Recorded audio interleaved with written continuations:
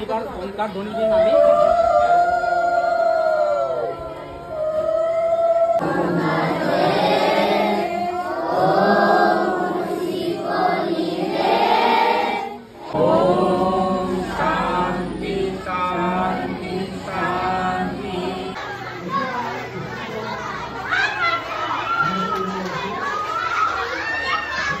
মাননীয় স্বপন চৌধুৰীদেৱে ধুনীয়াকৈ আমাৰ আগত ৰাখিছে। গতিকে সেইখিনি কথা আমি আজিৰ পৰা যাতে নিজৰ জীৱনত স্মৰণ কৰি আৰু উপলব্ধি কৰিব।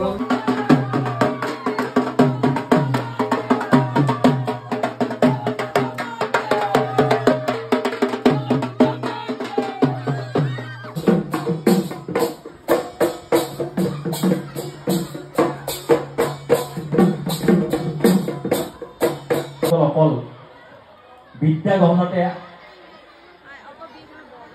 জড়িত হৈ থকা নাই, সকলো দিশত উৎসৱ হয়। সেই উৎসৱত তোমালোকে যিকোনোবাই এটা বৃক্ষ হ'লেও ৰোপণ কৰিবা প্ৰতি বছৰ। যদি এটা বৃক্ষ ৰোপণ কৰা এজন মানুহ ইতিমধ্যে আমি কেইবাটা প্ৰগ্ৰাম উদ্বোধন কৰিছোঁ আৰু আধাখিনি টেলিগ্ৰামত বাকী আছে। এই প্ৰগ্ৰামটো একচুৱেলি আমাৰ বহুত